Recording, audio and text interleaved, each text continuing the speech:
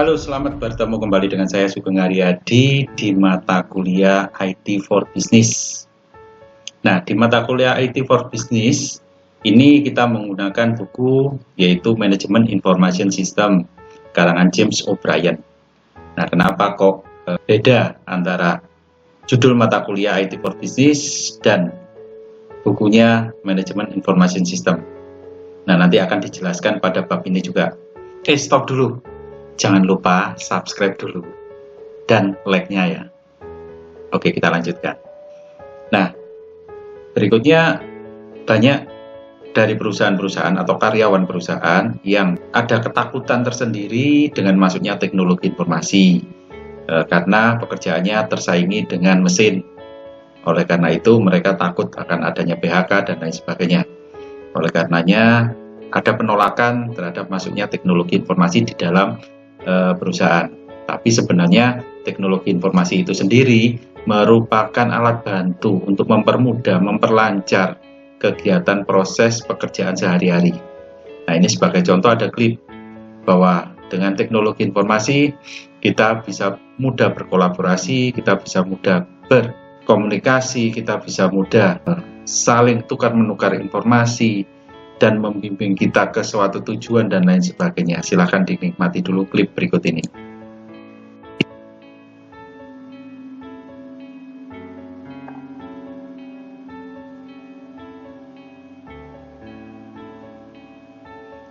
Nah, ini contohnya adalah dari Microsoft yang berangan-angan pada tahun 2005 itu membuat suatu teknologi informasi, sistem informasi yang mengkomunikasikan masyarakat dari dunia atau benua satu ke benua yang lain, sehingga tampak seperti ini.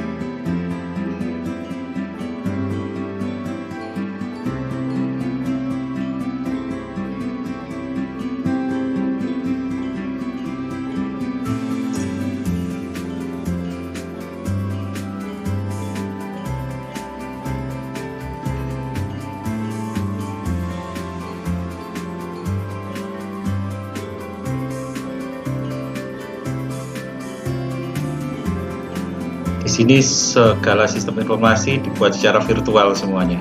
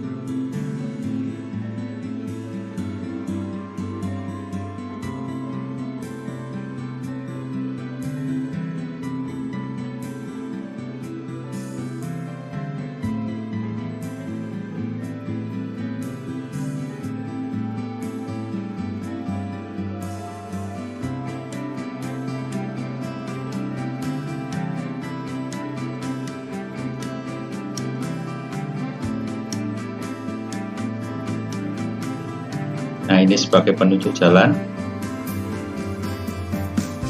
sampai pada lantai atau ruangan yang dituju. Nggak perlu lagi harus bertanya pada orang tertentu ya.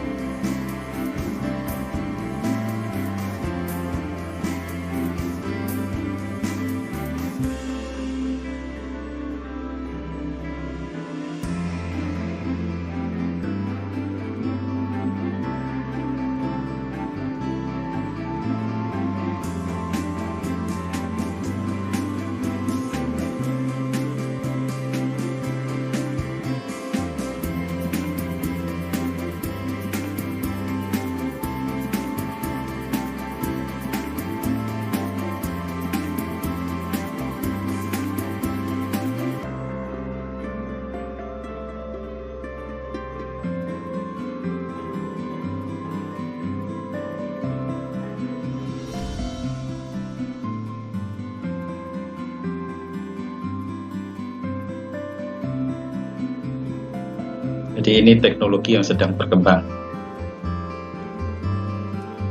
Koran versi cetak sudah mulai tidak laku lagi ya. Sekarang serba elektronik semuanya.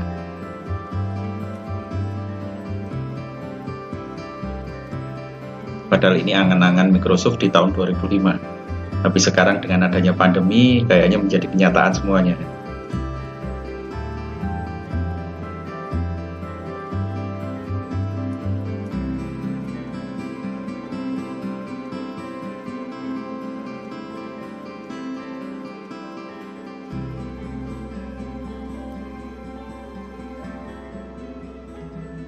Nah, ini terkait dengan teknologi biotechnology, yaitu media storage.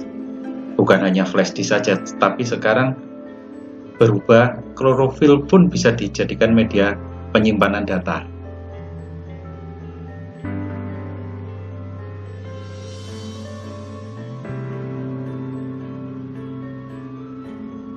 Nah, itu sekilas tentang perkembangan teknologi pada akhir-akhir ini.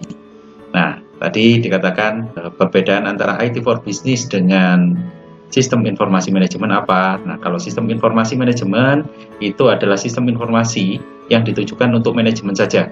Sedangkan di mata kuliah IT for Business, kepinginnya lebih luas daripada sekedar sistem informasi manajemen. Dan sistem informasi manajemen kalau pada buku-buku yang ada itu biasanya menggunakan bagan atau flowchart yang masih model konvensional. Tapi sekarang dengan adanya IT for Business ini semuanya berbasis komputer ya. Sehingga sistem informasi bukan hanya ditujukan pada manajemen, tapi sistem informasi bisa ditujukan untuk stakeholder, yaitu pihak-pihak terkait ya, baik investor, perbankan, supplier, dan lain sebagainya untuk stakeholder. Kemudian sistem informasi ini untuk konsumen juga, karena konsumen merupakan ibaratnya adalah raja. Jadi kalau konsumen tidak dilayani secara maksimal, konsumen tidak puas, maka konsumen akan beralih produk ke produknya pesaing. Nah, jika seperti itu, maka lama-kelamaan produk dari perusahaan penjualannya akan turun. Nah, kalau turun, labanya juga akan turun otomatis. Nah, kalau sudah laba turun terus dari tahun ke tahun, apa yang terjadi? Perusahaan akan bangkrut secara tidak disadari. Hanya karena tidak mengindahkan ketidakpuasan dari konsumen tadi. Oleh karena itu, dibutuhkan satu sistem informasi untuk konsumen untuk menangani customer handling. Nah, ini kaitannya dengan ketidakpuasan dari konsumen. Maka, itu sistem informasi ini ditujukan untuk konsumen, penting untuk IT for Business ini, maka dibuatkan sendiri ya. Jadi bedanya IT for Business dengan sistem informasi manajemen, kalau sistem informasi manajemen hanya khusus untuk manajemen, tapi kalau IT for Business akan ditujukan bukan hanya untuk manajemen, tapi selain manajemen juga ada stakeholder, yaitu pihak investor, perbankan, supplier, dan lain sebagainya. Kemudian sistem informasi yang juga ditujukan kepada konsumen. Nah, di dalam buku yang disajikan tadi akan terbagi menjadi 5 kategori ya. Kategori yang pertama yaitu tentang dasar konsep yang akan dibahas pada chapter 1-2. Kemudian dilanjutkan bagian yang kedua yaitu teknologi informasi yang akan dibahas di chapter 3, 4, 5, 6. Kemudian bagian ketiga tentang aplikasi bisnis, business application yang akan dibahas di chapter 7, 8, 9, 10. Kemudian bagian keempat yaitu pengembangan proses yang akan dibahas di chapter 11 dan 12. Sedangkan bagian kelima tantangan manajemen atau manajemen challenge yang akan dibahas pada chapter 13 dan 14. Nah, kalau detailnya tambah seperti ini di dalam buku Information System Framework-nya, yaitu chapter 1 akan membahas dasar konsep sistem informasi dalam bisnis. Kemudian yang kedua, competing with information technology, bersaing dengan sumber daya teknologi informasi. Kemudian chapter ketiga, computer hardware. Kemudian chapter keempat, computer software. Chapter kelima, data resource management. Kemudian yang keenam, telekomunikasi and network, jaringan dan telekomunikasi ya. Kemudian chapter 7 yaitu electronic business system, e-business system. Kemudian chapter 8 Enterprise Business System. Kemudian chapter 9 di sini adalah Electronic E-commerce ya, di sini ya. Electronic Commerce System, sistem e-commerce ya. Kemudian chapter ke-10 DSS, Decision Support System, yaitu sistem pendukung satu keputusan. Kemudian chapter 11 pengembangan bisnis atau IT strategi ya. Kemudian chapter 12 yaitu pengembangan bisnis atau IT solusinya. Nah, ini. Kemudian di chapter 13 kita akan membahas security and ethical challenge ya, tantangan keamanan dan etika. Kemudian di chapter terakhir 14 ini akan kita bahas yaitu enterprise and global management of information technology. Ini untuk perusahaan-perusahaan global atau produk global atau perusahaan yang kantor pusatnya di suatu negara tapi produknya menyebar di seluruh dunia. Nah, ini akan dibahas di sini. Contohnya misalkan yang paling sederhana ya ada minuman misalkan Coca-Cola ya. Coca-Cola kantor pusatnya ada di Amerika. Tapi produknya hampir ada di seluruh benua di dunia ini. Ya, termasuk di Eropa sendiri, kemudian di Amerika, di Asia, di Indonesia pun ada produk yang dari Coca-Cola gitu kan ya. Bukan hanya di supermarket besar, sampai di warung-warung kecil sekitaran rumah kita ada produk Coca-Cola. Nah, itu manajemennya bagaimana, tantangannya bagaimana, akan dibahas di chapter 14 ini. Berikutnya, nah, terkait dengan silabus ataupun RPS, itu ada di websitenya ya. Kemudian di chapter 1 ini kita akan membahas masalah dasar sistem informasi dalam bisnis. Nah, dasar konsepnya, mengapa sih perlu belajar sistem informasi atau teknologi informasi? Nah, ini karena merupakan komponen penting untuk keberhasilan bisnis, untuk bersaing antara perusahaan-perusahaan yang konvensional dengan perusahaan yang mempunyai sentuhan teknologi informasi akan lebih dimenangkan oleh perusahaan-perusahaan yang mempunyai sentuhan teknologi informasi. Ini contohnya misalkan saja ya, perusahaan-perusahaan toko-toko atau toko sembako di pasar-pasar tradisional dengan supermarket. Nah, ini akan lebih menarik perhatian oleh konsumen dari sistem yang ada di supermarket. Nah, yang kedua adalah dapat membantu dalam pengembangan bisnis dan persaingan. Jadi dikatakan bahwa yang pelayanannya cepat ini akan mendapatkan pelanggan yang lebih banyak daripada yang pelayanannya manual dan satu persatu, seperti toko tadi ya, toko di pasar melayani satu persatu pelanggan. Nah, ini kalau misalkan toko yang modern ini bisa menangani banyak pelanggan dalam waktu yang singkat karena mereka mengambil sendiri, kemudian pembayarannya baru dilakukan di kasir, dan itu pun menggunakan alat bantu yaitu barcode ya. Dengan scanner barcode kecepatannya ya cukup lumayan, mempercepat transaksi itu ya, akan memenangkan persaingan. Kemudian yang ketiga, untuk efisiensi dan efektivitas dalam proses bisnis. Nah, ini ibaratnya misalkan dengan adanya padat karya, dengan padat sentuhan teknologi informasi. Nah, ini akan lebih efisien dengan menggunakan sentuhan teknologi informasi ya, atau menggunakan sistem informasi tadi. Nah, ini contohnya misalkan saja perusahaan-perusahaan yang menggunakan karyawan banyak, kemudian ya contohnya yang karyawan banyak misalkan perusahaan rokok gitu kan ya. Perusahaan rokok itu karyawannya sampai ribuan ya.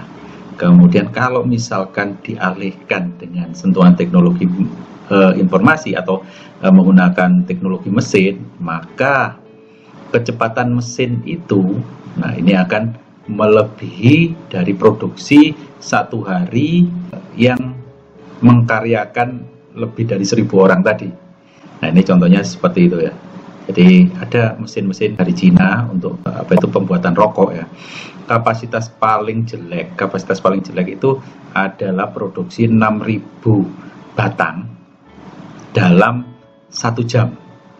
Padahal kalau manual 6.000 batang itu diproduksi oleh sekitar 300 orang dalam 1 shift 8 jam.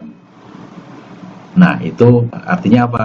Artinya kalau menggunakan tenaga mesin atau tenaga teknologi tadi bisa menghemat gaji karyawan tadi ya.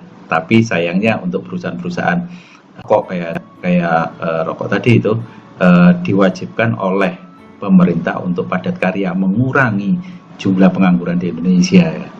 Andai kata itu dibebaskan, maka perusahaan-perusahaan itu akan lebih memilih mesin daripada tenaga manusia. Belum lagi kalau tenaga manusia ada human error dan lain sebagainya.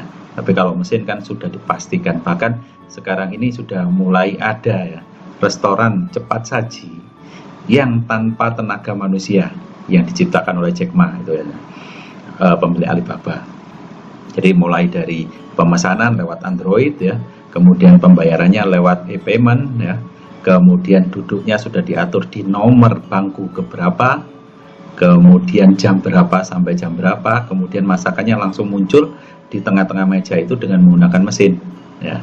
Ada aliran pipa yang mengantarkan pesanan tadi dari mesin pemasak kemudian langsung di atas mejanya.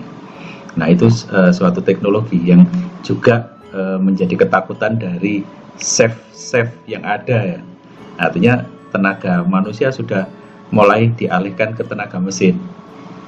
Nah kalau chef masih ada misalkan terlalu banyak garamnya, kasinan gitu kan misalkan ya, atau terlalu lama masaknya agak gosong dan sebagainya. Tapi kalau sudah mesin sudah otomatis terstruktur semuanya ya, nggak ada yang kasinan lagi, nggak ada yang kegosongan lagi dan lain sebagainya. Semua serba presisi semuanya. Nah ini terkait dengan efektivitas dan efisiensi ya. Kemudian yang keempat di sini adalah membantu pengambilan keputusan manajerial dan bagian-bagian kerja tertentu. Misalkan begini, ada perusahaan-perusahaan misalkan mebel ya, ada perusahaan mebel, kemudian tiba-tiba ada tamu mau beli meja katakanlah 1000 unit untuk hotel di misalkan di Bali atau di mana ya. Kemudian si manajer harus menjawab pada saat itu menerima atau menolak pesanan tersebut. Nah kalau menerima dia harus mempunyai alat bantu, dia harus punya sistem informasi terkait dengan produknya yang ada di gudang seberapa banyak. Kemudian kalau produksi kurang dari untuk 1000 unit tadi, ada tidak bahan baku yang digunakan. Nah kalau tidak berarti harus menghubungi supplier. Nah suppliernya ada enggak total bahan baku kayu yang dibutuhkan untuk memproduksi 1000 unit tadi. Nah ini butuh sistem informasi semuanya ya. Kemudian kalau sudah ada bahan bakunya, tenaganya mumpuni enggak untuk memproduksi 1000 unit tadi. Kalau misalkan memproduksi 1000 unit mumpuni dan lain sebagainya, maka diputuskan pada saat itu dengan menggunakan sistem informasi bahwa order tersebut diterima. Tapi jika ternyata tidak mampu untuk memproduksi 1000 unit, nah alternatifnya manajer tadi harus menolak order.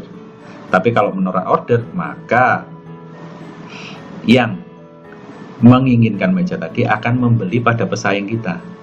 Nah kalau sudah membeli di pesaing kita dan dilayani, maka dalam satu industri mebel tadi yang memenangkan persaingan adalah pesaing kita. Kita akan kalah bersaing karena penjualan dalam bulan itu si pesaing sudah di atas 1000 unit tadi, sedangkan kita masih rata-rata yang manual tadi ya. Nah itu kaitannya dengan itu, sehingga kaitannya dengan DSS, Decision Support System, yang akan kita bahas pada chapter tersendiri nanti. Ini merupakan alat pengambil atau membantu pengambilan keputusan dari manajerial dan bagian-bagian tertentu, contohnya penerima order tadi. Berikutnya, apa yang dimaksud dengan sistem informasi? Jadi sistem informasi ini adalah gabungan dari sumber daya manusia atau karyawan tadi ya. Bagaimanapun juga yang namanya sistem ini adalah benda mati. Kalau nggak dioperasionalkan oleh orang, maka ya nggak ada artinya apa-apa. Maka dibutuhkan yang namanya sumber daya manusia atau karyawannya tadi. Kemudian sumber daya manusia ada yang bagus, lulusan luar negeri dan lain sebagainya. Tapi kalau nggak punya hardware dan software, sama saja tidak akan bisa membuat satu sistem informasi, sehingga dibutuhkan hardware dan software. Kemudian selain itu harus ada jaringan komunikasi. Nah kalau ada hardware softwarenya sudah bagus, yang terkini, yang teknologinya sudah canggih, SDM-nya juga sudah lulusan yang bagus-bagus gitu kan ya, dari luar negeri dan lain sebagainya. Tapi kalau nggak ada jaringan komunikasinya, apa yang terjadi? Akhirnya pelaporannya atau pengambilan datanya secara manual dari flash disk ke flash disk, dikirimkan satu bagian ke bagian lain, namanya juga akhirnya manual lagi. Ya, maka dibutuhkan juga jaringan komunikasi. Kemudian jaringan komunikasi ada, hardware, software ada, sumber daya manusia mumpuni, tapi nggak ada data yang dipertukarkan. Apa yang terjadi? Ya nggak ada fungsinya. Berarti harus ada data yang dipertukarkan, sumber datanya. Kemudian selain itu juga harus ada kebijakan dan prosedur. Nah, ini sebagai rel dari bergeraknya satu sumber data tadi melalui jaringan, tujuannya ke hardware atau software tertentu yang dioperasionalkan oleh seorang karyawan atau SDM. Maka gabungan kombinasi sistem informasi ini adalah SDM, hardware, software, kemudian jaringan, kemudian sumber data, dan kebijakan dan prosedur tadi. Sehingga sistem adalah pusat atau kumpulan analisis dan hasil implementasi informasi dari organisasi atau perusahaan. Itu sistem informasi. Kemudian, nah ini kalau misalkan sistem informasi manajemen model yang lama, model konvensional, ya kita harus membuat bagan alir atau flowchart tampak seperti yang ada di layar ini. Jadi satu fungsi, misalkan fungsi penjualan, nah mulai kegiatan penjualan itu dari mana sampai berakhir di bagian mana, nah itu digambarkan lewat bagan alir atau flowchart seperti ini. Ya, mulai katakanlah dari rak, kalau supermarket ya, dari rak produk yang di display, kemudian diambil sampai dengan membayar, katakanlah. Nah, pembayaran ini berarti sampai dengan kasir ya. Kasir kayaknya belum selesai juga, karena struknya harus didistribusikan lagi ke bagian arsip satu, ke bagian akuntansi satu, kemudian di bagian kasir itu sendiri juga ada untuk rekap. Nah, ini kaitannya dengan itu. Kemudian selain itu juga harus ada formulir sebagai, kalau di sini sebagai data inputan ya. Nah, formulir di sini contohnya misalkan ada faktur penjualan tunai bond ya. Kemudian kas keluar, bukti kas keluar atau bukti kas masuk, kemudian kwitansi dan lain sebagainya. Itu semuanya adalah formulir. Nah, ini yang akan dicatat oleh bagian akuntansi kalau di akuntansi ya. Tapi kalau secara computerized, nah ini dituangkan dalam satu interface, dalam satu tampilan layar, tinggal diinput saja apa yang dibutuhkan informasinya. Kemudian terkait dengan output yang dihasilkan, nah ini kaitannya kalau misalkan di bagian akuntansi yaitu laporan keuangan. Kemudian kalau untuk yang lebih tinggi lagi, direktur, investor dan lain sebagainya, direktur utama ya, nah itu nggak mau detail tentang uang, tapi dia hanya kepingin keberhasilan perusahaan atau prestasinya dari mana, dari bagan atau grafik. Kemudian laporan penjualan, laporan penerimaan kas, dan lain sebagainya. Ini contoh output yang dihasilkan dari sistem informasi. Kemudian teknologi informasi atau IT. Sistem informasi ini merupakan semua komponen dan sumber yang penting dari informasi yang digunakan oleh informan dan dari fungsi-fungsi dalam perusahaan. Dapat juga berdasarkan atas dokumen atau kertas atau formulir tadi ya. Kemudian kalau teknologi informasi di sini apa? Nah, kalau teknologi informasi mungkin lebih sedikit lagi daripada sistem informasi yang 5 tadi ya. Kalau teknologi informasi yaitu hardware, software, jaringan, data manajemen atau manajemen resource. Nah, sistem informasi yang akan kita bahas selama 1 semester ke depan ini adalah fokus pembelajaran pada computer based information system. Jadi semuanya berdasar komputer, tapi kita juga tidak meninggalkan yang model konvensional tadi. Kenapa? Karena itu merupakan dasar pemikiran yang kita tuangkan dengan sentuhan teknologi informasi. Nah, ini pengembangan bisnis yang sudah kita bahas, ada 5 bagian tadi ya. Yang pertama tentang dasar konsep, kemudian teknologi informasi, aplikasi bisnis, pengembangan proses, dan tantangan manajemen. Nah, ini dasar sistem informasi dalam bisnis. Nah, sistem informasi tampak model piramidanya tampak seperti ini ya. Ada support strategi for competitive advantage ya. Jadi keunggulan untuk bersaing, keunggulan persaingan. Nah, ini disupport oleh strategi bisnis ya. Kemudian di tingkat paling bawah support business decision making. Nah, ini nanti akan dibahas di DSS ya, Decision Support System, yang saya contohkan tadi juga ya. Kemudian support bisnis proses dan operasi. Nah, ini tingkat bawahnya juga harus ada sistem terkait dengan ini, sehingga memudahkan operasional. Kalau produksi ya terkait dengan produksi dan lain sebagainya. Kemudian apa yang dimaksud dengan e-bisnis? Nah, ini juga akan dibahas di bab-bab berikutnya nanti ya. Ada bab sendiri yang membahas masalah e-bisnis. Jadi di bab ini mengupas seluruh bab yang ada, dan masing-masing akan dibahas di bab tersendiri. Kemudian yang dimaksud dengan e-bisnis ini adalah pengelolaan teknologi internet untuk yang pertama proses bisnis, memenangkan persaingan misalkan dengan membuka toko online, e-commerce dan lain sebagainya ya. E-commerce-nya itu yang kedua ya. Kemudian kerjasama usaha ini juga penting ya. Kemudian hubungan dengan pelanggan, supplier, business stakeholder dan lain sebagainya. Dan satu lagi yang paling penting yaitu hubungan dengan customer ya. Pelanggan kita itu penting sekali. Kenapa? Karena itu adalah raja. Kalau kita ditinggalkan oleh pelanggan, nah beralih ke produk lain pelanggannya, penjualan kita pasti turun. Nah, kalau sudah penjualan kita turun, itu otomatis laba kita juga akan anjlok ya. Nah, kalau laba sudah turun terus dari tahun ke tahun, perusahaan kita akan kalah bersaing, bahkan kemungkinan bangkrutnya makin tinggi kalau kita nggak ada inovasi tersendiri. Maka itu dibutuhkan satu sistem informasi untuk customer atau pelanggan ini. Kemudian e-bisnis yang digunakan yang pertama yaitu re-engineering. Nah, ini nanti ada solusi bisnis ya. Re-engineering, pembenahan internal bisnis proses. Bagaimana menciptakan satu bisnis proses yang efektif dan efisien dengan menggunakan sentuhan teknologi daripada dibandingkan dengan yang lama yang manual tadi ya.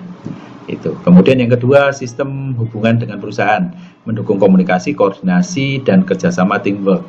Nah, kalau dulu harus datang untuk koordinasi ke kantor pusat, nah sekarang dengan sentuhan teknologi dulu masih ragu-ragu menggunakan misalkan Skype dan lain sebagainya. Tapi sekarang dengan era pandemi ini mau nggak mau karena tidak boleh berkomunikasi langsung, kita menggunakan yaitu dengan Zoom, Google Meet dan lain sebagainya ya. Microsoft Teams dan lain sebagainya itu media komunikasi dengan menggunakan sentuhan teknologi informasi. Kita bisa bukan tatap muka tapi tatap layar ya, kita menatap di layar. Nah, ini komunikasi, koordinasi dan kerjasama teamwork. Kemudian e-commerce yaitu pembelian, penjualan, pemasaran dan servis dari produk dan jasa yang ditawarkan. Nah, ini akan dibahas di bab tersendiri di bab mendatang. Nah, berikutnya tipe dari sistem informasi. Ada dua di sini, yaitu operasional support system dan manajemen support system. Yang pertama yaitu operational support system, yaitu efisiensi proses transaksi bisnis. Nah, ini kaitannya dengan itu ya. Kemudian pengendalian proses industri, mendukung komunikasi dan kolaborasi antar bidang, antar bagian, dan antar perusahaan. Kemudian yang keempat di sini update database perusahaan. Kemudian terkait dengan manajemen support system di sini adalah mendukung informasi, laporan dan pemaparan. Kemudian memberikan dukungan manajemen dalam pengambilan keputusan secara langsung melalui DSS, Decision Support System. Kemudian terkait dengan pengukuran keberhasilan dari teknologi informasi. Yang pertama yaitu parameternya yang umum yaitu efisiensi dan efektivitas ya.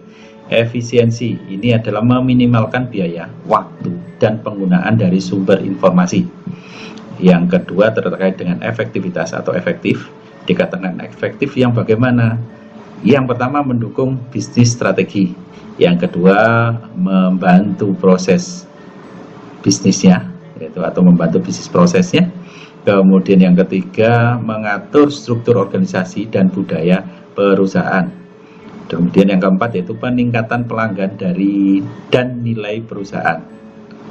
Yang keempat ini adalah peningkatan pelanggan dan nilai perusahaan. Nah, ini diharapkan oleh perusahaan sekali ya. Kenapa? Karena pelanggannya stagnan atau tetap saja, maka kita akan disalip oleh pesaing kita. Oleh karena itu diharapkan dengan adanya tambahan teknologi informasi atau sumber daya teknologi informasi, pelanggan kita bisa naik. Nah, kalau pelanggan kita bisa naik, ya kita bisa mengukur dari pesaing-pesaing yang ada. Nah, kalau kita memenangkan persaingan dari industri tersebut, maka nilai perusahaan juga otomatis akan naik juga. Ini kaitannya dengan itu.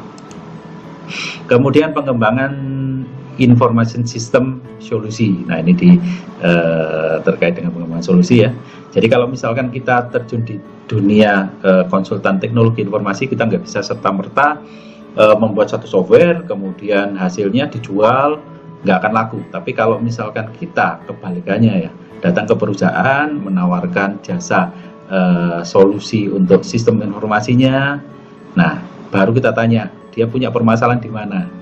Lewat investigasi. Jadi kita investigasi dulu permasalahan-permasalahan yang ada.